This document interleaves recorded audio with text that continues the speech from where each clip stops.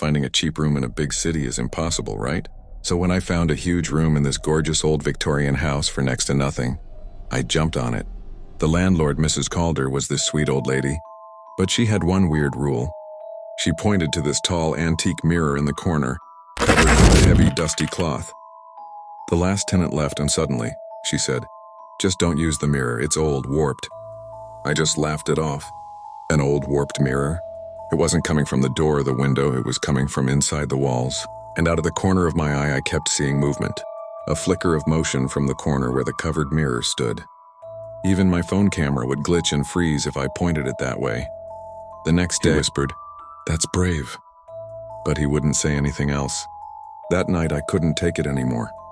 My curiosity got the best of me. I walked over, my heart pounding, and I pulled the heavy cloth off the mirror. At first everything looked normal. It just showed my room perfectly reflected, except there was someone standing behind me in the reflection. I spun around, nothing, no one was there. I looked back at the mirror. The figure was gone. Later that night I had this terrifying dream. A woman's face was pressed against the glass, her voice a desperate whisper. "Let me out." I woke up in a cold sweat and started digging online. Old town records, news articles, and anything. And then I found it, the last tenant. Her name was Sarah. She hadn't just left suddenly, she was reported missing. The last line in the police report sent a chill down my spine. The antique mirror in her room was found shattered from the inside.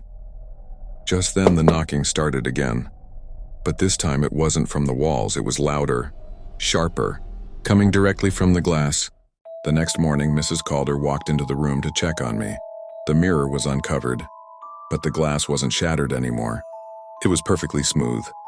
And it wasn't reflecting my side of the room, it was reflecting an empty, dusty space. The landlord just sighed, a sad, tired sound. She gently placed the cloth back over the mirror and whispered, "Welcome home, Lena."